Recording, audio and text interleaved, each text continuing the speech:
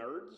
This is some of those fundamental basics that will help you no matter what you paint. I don't care who you are. I don't care how you're painting. I don't care what your plan is. This will help you 100% of the time. Okay? Guaranteed. Take this to heart. Use it all the time, and you will be a much better painter for it day one. So if we're starting with the Payne's Gray, just take the brush and you're going to paint everything, right? I always recommend painting the whole model. As you get more adept at painting, you can start understanding where your shadow color wants to live and take the time to just put it where you want to see it. But I also like the idea that because I typically choose colors that are counter to the model color, like in this case for my Blood Angels, my shadow is blue but the model's red. Right? So there's a part of me that really likes having the blue underpin the whole model. It gives me the freedom of later on, being able to control how my shadow looks.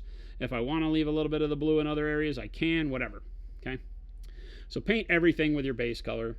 This is like if you had airbrushed it or rattle can primered it or whatever. But the idea is that with your next coat, and this is true of every time you switch colors, if you think this way, you'll find that there are times where you'll change this up, but that'll be progressive. The right place to start is to think in the way I'm about to tell you. I now have a Payne's Gray coat. I put it on opaque. I didn't thin it at all. I just want color. I want full coverage. Boom, Payne's Gray over black, right? I didn't thin it. I didn't worry about it. Whatever. You get Payne's Gray.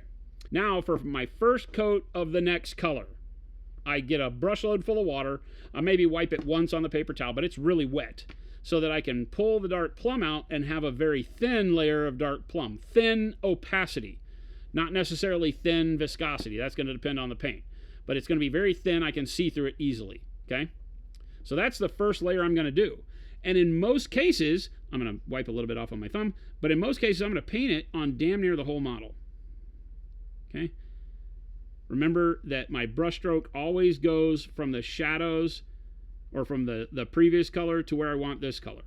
Right? Don't ever paint opposite. Don't start, if I want dark plum up at the top, don't start at the top and pull dark plum down, because I'm going to leave more pigment at the end of my brush stroke.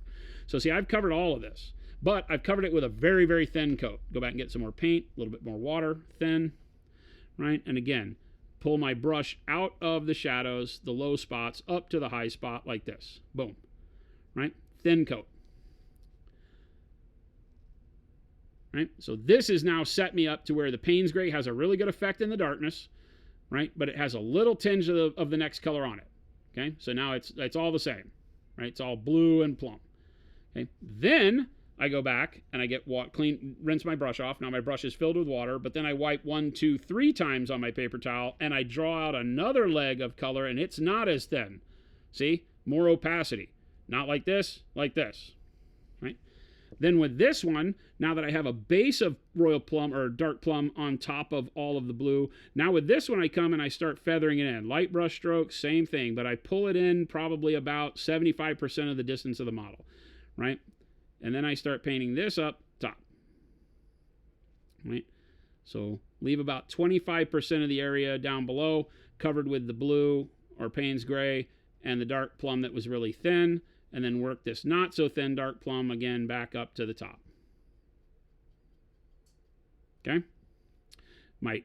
I've got these wing fingers or spines or whatever, and I can feather that how I want. I can put a little bit of texture to it if I want, but boom. So now I have what is now reading like just Payne's Gray, but it isn't just Payne's Gray. It's the Payne's Gray with that very, very thin layer of dark plum on it. There's never a line where it's just Payne's Gray, but because now the dark plum looks more like dark plum, it shows as being Payne's Gray. Even though there's no legitimate Payne's Gray showing, all of the Payne's Gray here has a very thin coat of dark plum over it, but you'd never know it. It reads to the eye like Payne's Gray to plum, but I've not blended a damn thing.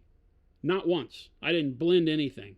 All I did was put a very thin coat on and then pull in 75% of the way and put the next coat on, right? And look at that blend.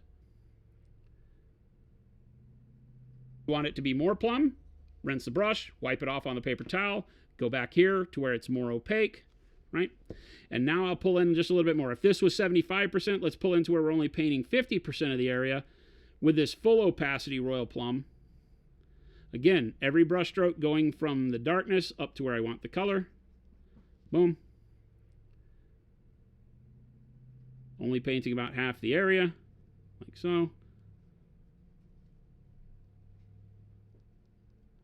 Pow. Yeah. Now we've gotten to full opacity dark plum.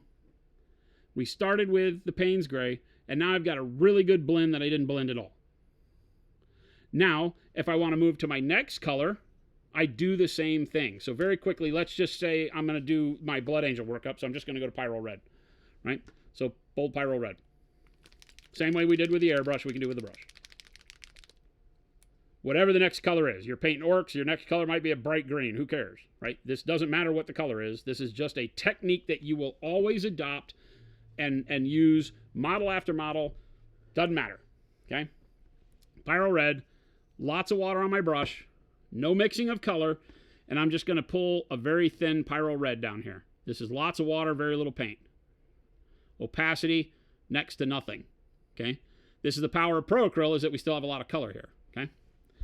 Wipe off a little bit, look at all that color. You wouldn't have thought it had that much, right? Then I'm going to come back here, and I'm going to, from the area where I started just the plum, I'm going to start painting the red.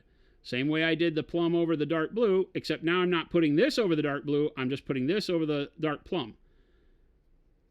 Sorry, I keep calling it dark blue, it's Payne's Gray. Okay? And then all the way up to the top. Not really spending any time working on it at all. Boom. There you go. Okay? And you can see where I'm going with this. The next time I go over here, I rinse my brush, wipe it off on the paper towel 2 or 3 times, pull out the red to where it's more opaque, right? And then I come back over here, it's going to be a little wet, so I'm probably going to streak the paint here, but you get the drift. Yeah, then now I've got my red started here. I want to pull back into 75% of that, you know, and the math isn't important. It's just pull back in a little bit, right? And start bringing that opaque red up towards the top. Same way we did with the dark plum.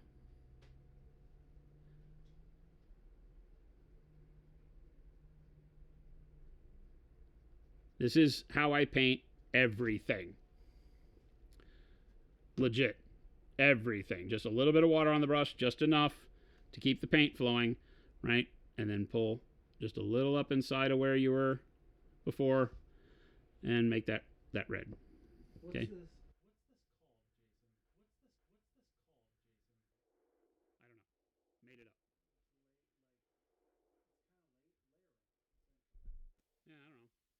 It is. It's just layering. It's the way you should layer all your paints. You start every color to color. You go thin with the first pass of any color you're using, right? Layer it back over the previous color to get the blend started, and then go opaque, more opaque with that same color, right? And just tighten in where you paint it. Yeah. Right? So now I'll go to where it's very opaque. Well, not very opaque. I'm never using the color straight out of the bottle, but this is much more red, okay?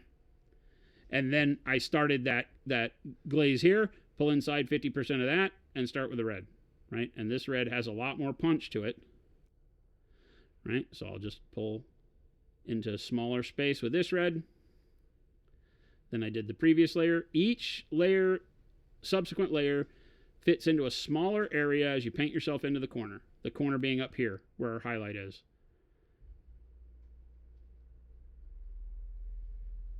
Right? And then I just keep doing that, same thing, and tightening up even further to where now I'm just up in this small area here with more of the opaque red. Boom. And now I have my Blood Angels done by hand, right? And look at that fade.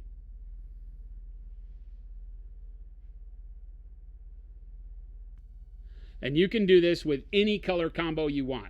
You can make the color combo shorter so you can show less of the dark paint and go through fewer steps. I could pull this red down further if I wanted it to be more red and less of the plum.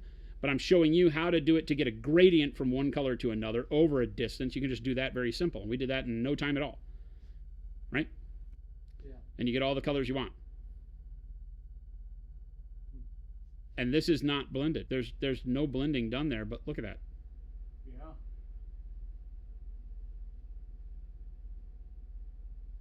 You're seeing as the red's drying, you're getting that nice transition. And you can do this. Everybody out there can do this. This is not rocket science. I didn't blend a single thing. I didn't use any special brush strokes. I didn't use any special brush or any special paint or any special medium.